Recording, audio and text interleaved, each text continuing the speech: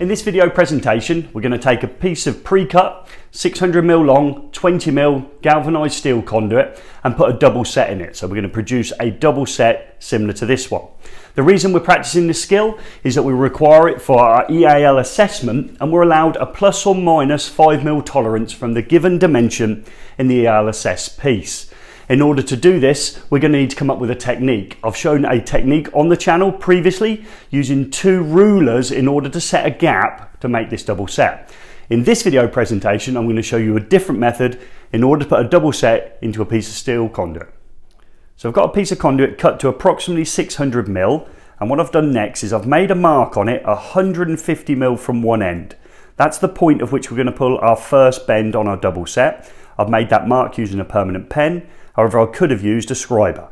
Next, we're going to take that mark and put it into the conduit bending machine and pull approximately a 45-degree bend first. So I've inserted my conduit into the conduit bending machine with my arm up. My 150mm mark is here in relationship to a mark that somebody's already put onto the former of the conduit bending machine, suggesting that might be the start of the bend. It's not overly crucial for this, but I've got it approximately in that area. And I'm going to pull my first bend to approximately 45 degrees. I'll pull the camera back and I'll insert this again just to show you what I'm doing and how to get it into conduit bending machine. Then I'll pull the first approximate 45-degree bend. So let's show you what I did with that first positioning of the mark against the actual former itself. So when I get my conduit bending machine out, I open out the legs. I'm in this position. We raise the stop up into position. We lift up the arm, and now I'm going to position that mark we just discussed approximately against a mark on the former that's suggesting it's the start of the bend, and then we can start pulling that first bend to approximately 45 degrees. So let's put in the first part of the bend. So we're going to put our first part of one of these bends in, so being this one here, this is the approximate 150mm measurement. Pull that bend first. So you might need to push down here as you pull here. In a previous video, I've shown you a life hack how to make this easier. If you're struggling to pull down on it to pull a part of the bend, check out that video, Steel Conduit life hack. So we're just going to pull the first one, like so. Okay, so approximately 45 degrees before we go on to the next technique element, which requires us to take the conduit out and move it to a bench. So I brought my steel conduit over to a bench. The reason I brought it over to a bench is that I've got a straight edge here. So what we're going to do is going to bring the conduit down to make the bottom of the conduit to the edge of the bench 75mm. Remember, I said for the assessed piece we could be plus or minus 5mm of that measurement. So we're going to measure it at the moment to 75mm. So if I bring it down into position, and I must make sure it runs parallel actually with the bench. I'm going to bring that down to 75mm. Like so. Take a few minutes just to make sure you get it lined up correctly, because a mistake now will cost you later. So that is just there. Just hold that. Always easier when the tripod's not in the way and I'm trying to work around it. Okay, so I've got that parallel just there at approximately 75mm. I'm going to take my pen, okay, my permanent pen, and I'm going to make a mark where it clashes here against the bench itself. Hopefully you can see that. So I'm going to do a mark here where it clashes against the bench. So I've got a line now just there. Okay, I can increase that line and I'll go over it again, but that is the point of which it clashed against the bench. So in other words, if we move it down this way a little bit, that's the point of which it needs to be bent back. So if we can get that line appropriately on our former, we should find that we get to set this at roughly 75mm by bending it back in that location. Let's go back to the conduit bending machine next. Okay, so I brought the camera in nice and close for this part, and I'll pull back again and just show you from a distance what I'm doing. So the mark that I made against the table, the point of which it clashed with the table when I had a set at 75, is the point I'm going to need to put against the former in the appropriate place. At the minute, I'll leave the arm down. Okay, I'm just going to show you how I'm going to position that. So we take it through, and we see that line there. Okay, we've got that line there. And if I was to have it here, we can see it's nowhere near the former, it's miles away. I need to match this line up to where it clashes with the former in order to be the point of which it pulls back into position. It's also crucial that I get this pointed in the right direction as well, that we don't want it rolling over. And when I pull the camera back, I'll reiterate the fact that we must make sure that that is pointing in the right direction. This line here is crucial, so I'm going to bring it down to the point of which that line will roll into position and clash against the former. So you can see there, the line there, maybe a fraction further in, we've got that line here clashing against the 20mm former of the conduit bending machine. So just show you that again.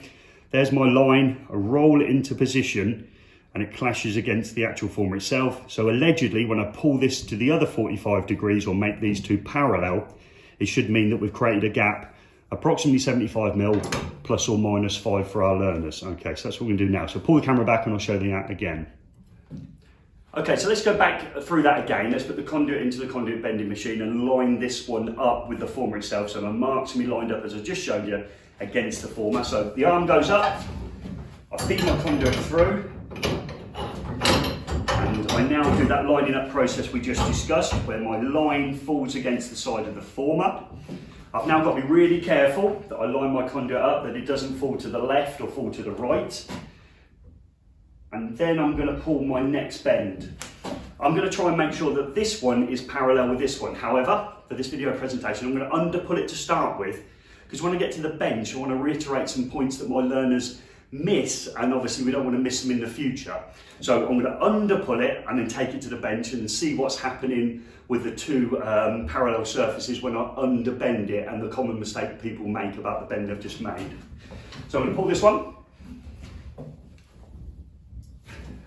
And I'm suggesting that's probably underbent without spinning round, coming back, spinning round, coming back. But let's take it to the bench and see what goes wrong when people underbend it and then take it to the bench. So we're back over here at the bench, having just made our second bend, and what people do then is they place their second bend on the parallel line we just worked from. So we put it on there and we go, it's an absolute disaster. I must have overbent this one because this is now dipped down at the top. Remember the rule, you work your way down the conduit. Every time you've bent a piece, that piece is correct. You move to the next piece and you bend away. So the piece I must have to work on is this second bend. Let's put the first piece in the correct place. So that would be the correct place parallel with my surface. So that is actually correct. Now, when we look at the bend we've just had, it isn't overbent. It's actually underbent with the first piece in the correct position. We need to take it back to the conduit bending machine and put some more bend in here in order to make these two surfaces parallel and hopefully have a gap 75mm plus or minus 5mm. So that was really crucial, wasn't it? Because we did the second bend, we tend to put that one in the correct position, making the first one look incorrect. The first bend we were happy with and we left it. We're working on the second bend, so we always have to reiterate the first bend is correct. And look at what we have to adjust on the second one. We also thought we'd underbent it, so how come when we get to the bench, it actually looks overbent? I've got Marcus behind me now, and Marcus is going to give me the nod, the wink and the flick when he thinks we're allegedly parallel with these two surfaces, rather than me spinning round and back again. At this stage, I'd like to apologise for the lack of breath I've got. I've got a breathing issue at the minute. One or two people have commented on a few videos that I sound like I'm out of breath. It's actually, I've got a little bit of an issue, medical issue that I need to solve in the coming weeks. So I'm going to lift up my arm of my conduit bending machine and put it back in and make sure it's located correctly on my cable. Right, so it's seated back in. It's correct. I'm now looking to get these two. No pressure, Marcus, who's off camera now. He's bending down. He's under pressure. So I'm going to pull these two parallel. So we definitely need some more. So Marcus, you think that's about it? So we're going to go with that and see if that is parallel with the surface that we need. If not, we'll come back and readjust it again. But you can see how the technique is developing. We're only working on the second bend in order to make this double set correct.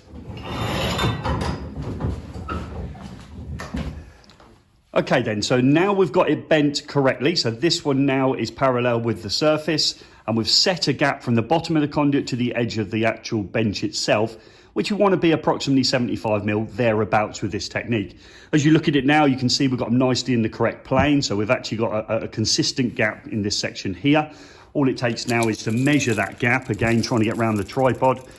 I've probably just knocked it there. And you can see from that, yeah, we're 75mm. Okay, so we've got approximately 75mm gap using a technique that required us to make a mark originally against the side of the bench and then put that mark against the 20mm former on our conduit bending machine. So that's the second video we've produced in order to put a double set in a piece of 20mm steel conduit to a given dimension. It helps us with the assess piece behind us. We manage to work down the conduit, remembering key that once we've bent a piece of conduit and we set it what we believe is correct, we move to the second bend. The second bend is what you adjust next. We don't go and readjust the first bend. So as always, I hope this video has been some help.